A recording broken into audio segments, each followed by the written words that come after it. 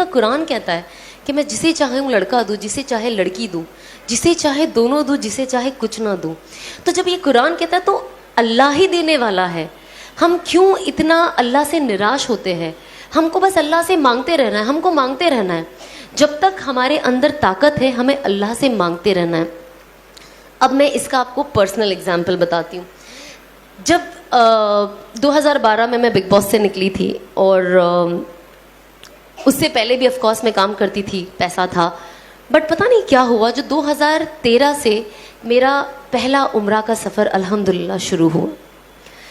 اب سفر تو شروع ہو گیا, تو جب میں وہاں جاؤں نا, میں 2000 الحمدللہ 13, 14, 15, 16, 17 5 سال اللہ نے مجھے اپنے گھر بلایا, میرے گھر والوں کے ساتھ بلایا.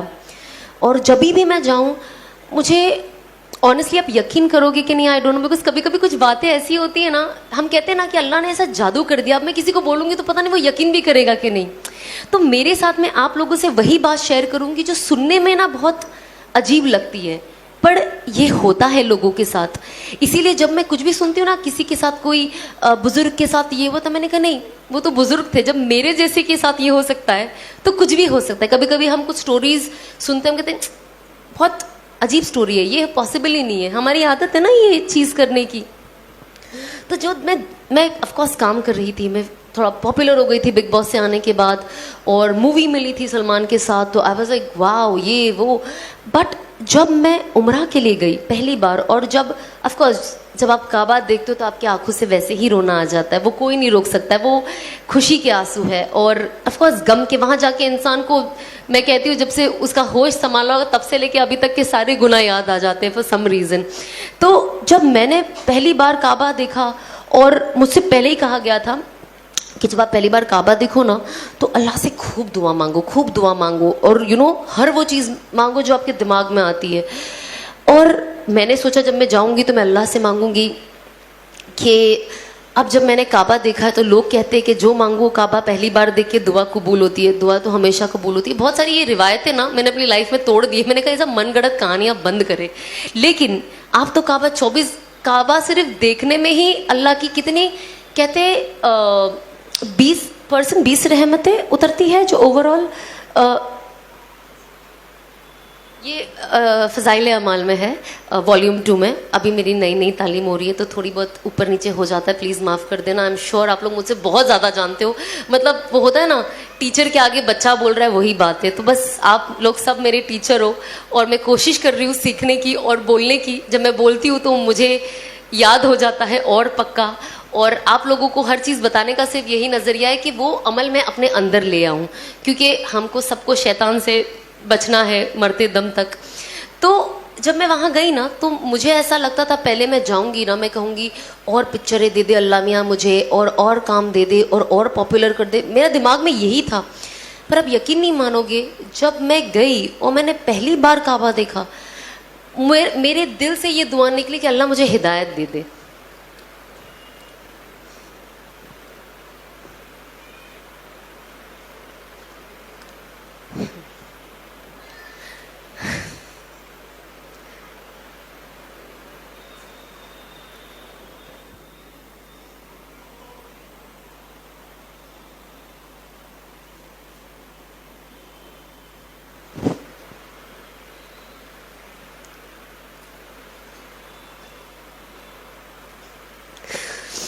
آنیسٹلی آئی ڈونٹ نو کتنے لوگ اس چیز کو ویلیو کرتے ہیں, پر میرے لیے یہ ورڈ ہدایت میرے لیے بہت ویلیو کرتا ہے, بہت.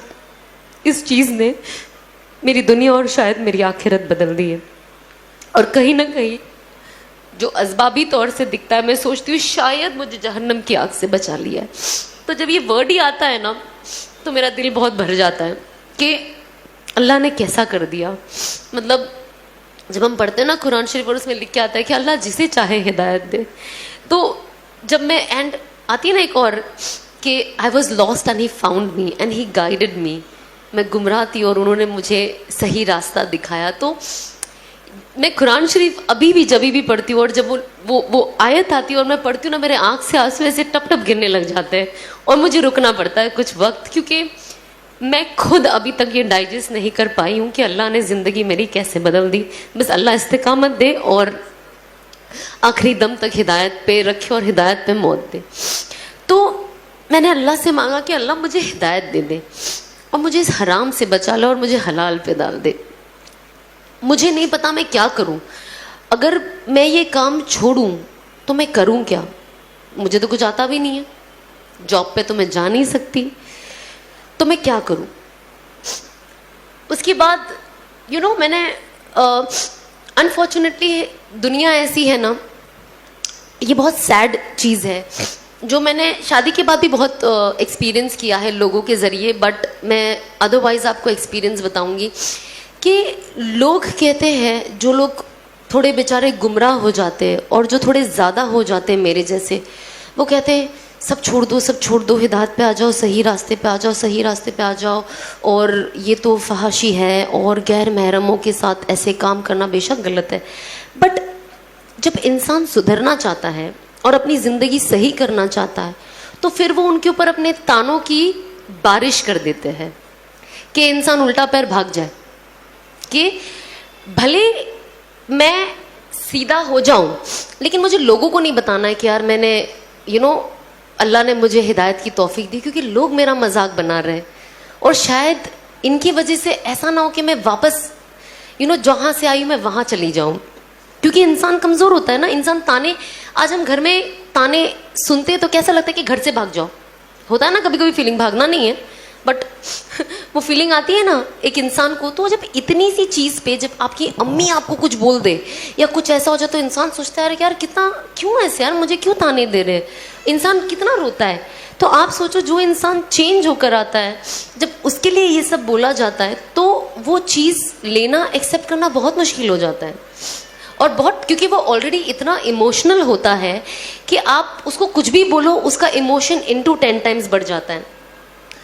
تو سب تو کہتے ہیں چھوڑ دو صحیح راستے پہ, صحیح راستے پہ. پر جب انسان اگر وہ لڑکی ہے خاص طور پہ, اگر وہ چیزیں چھوڑ دیتی, صحیح راستے پہ آ جاتی ہے, تو کوئی دینی گھر اسے اپنا بیٹا نہیں دیتا. تو جب آپ اپنا بیٹا نہیں دو گے تو اگر وہ لڑکی صحیح راستے پہ آ کے صحیح چیز اپنانا چاہے گی تو وہ اس میں آگے کیسے بڑھے.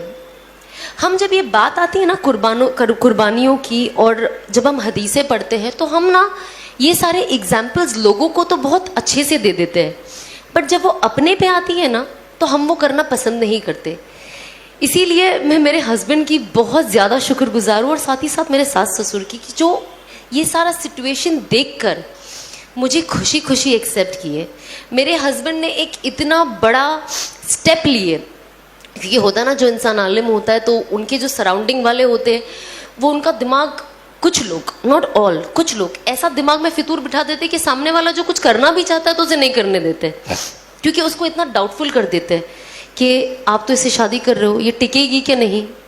مطلب میری نکاح پہ تو ایسی ایسی باتیں اٹھی تھی, میں ٹکوں گی کہ نہیں, شادی میری 6 مہینے بھی نہیں ٹکے گی, اور میں واپس وہی ہو جاؤں گی جو میں تھی. اور میں اللہ کو یہی کہتی تھی کہ اللہ مجھے صبر دے اور ان سب کو دکھا دے کہ یہ لوگ کتنے غلط ہیں. اور شاید جب وقت جائے گا اور لوگ دیکھیں گے تو شاید اپنا نظریہ بدلے.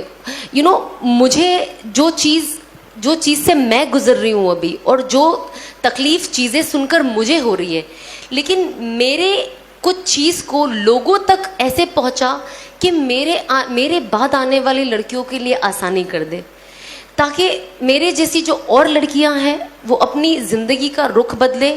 اور انس کو دیکھ کر جو لڑکے ہیں وہ یہ کرنے کے لیے آگے بڑھے کہ ہمیں لایا گیا, ہمیں باتوں کے لیے تو نہ لایا گیا ہے. میں تو یہاں بیٹھ کے بڑی بڑی باتیں کر سکتی ہوں, بڑی بڑی باتیں کر سکتی ہوں, لیکن اگر میں وہ عمل نہیں کرتی ہوں تو کوئی پوائنٹ ہی نہیں ہے. اور اللہ کہتا ہے نا کہ جب آپ دائی بنو اور جب آپ لوگوں کو کچھ بولو, اگر میں آج آپ کو بولوں گی نا کہ آپ کو 2 رکعت نفل پڑھنی ہے تو مجھے 4 رکعت تو ایٹ لیسٹ پڑھنے والی ہونا چاہیے, تب اللہ میری باتوں میں وہ وزن دیں گے اور وہ زور دیں گے جو آپ لوگوں کے دل میں جا کے اترے گی. ورنہ صرف باتیں یہاں سے سیدھا وہ ڈور کے باہر ہوا میں نکل جانی ہے. کہ اللہ کہیں گے جب یہ خود ہی کچھ نہیں کرتی ہے تو آپ کے دلوں میں لانا مشکل ہے نا. تو یہ بہت ضروری ہے کہ ہم किस चीज के बारे में क्या सोचते हैं. हमें सोच के साथ हमें कहते हैं ना, हम प्रीच करने वाले नहीं बने सिर्फ. You practice what you preach. आप जो बोलते हैं आप खुद प्रैक्टिस करें. तो मैं ऑफ कोर्स बातें करने से पहले मैंने प्रैक्टिस करना शुरू किया, और जितनी चीज मैं अभी प्रैक्टिस करती हूँ मैं वो चीज बातें करती हूँ, और जो चीज़ मैंने नई नई अमल में लाई है मैं वो भी कोशिश करती हूँ कि मैं शेयर करूँ, ताकि साथ ही साथ जिन किसी को एक्चुअली पता, आप यकीन नहीं मानोगे, जैसे मुझे मेरे शौहर एक कोई बता देते कि आप ये पढ़ो, ये पढ़ने के बाद ये ज़्यादा ज़रूरी है और इससे फलाना फलाना फ़ायदा है. पता है मेरी सबसे पहली फीलिंग क्या होती है? मैं जल्दी से इंस्टाग्राम पे डाल दूँ ताकि सब पढ़ ले और सबको ये फ़ायदा हो जाए.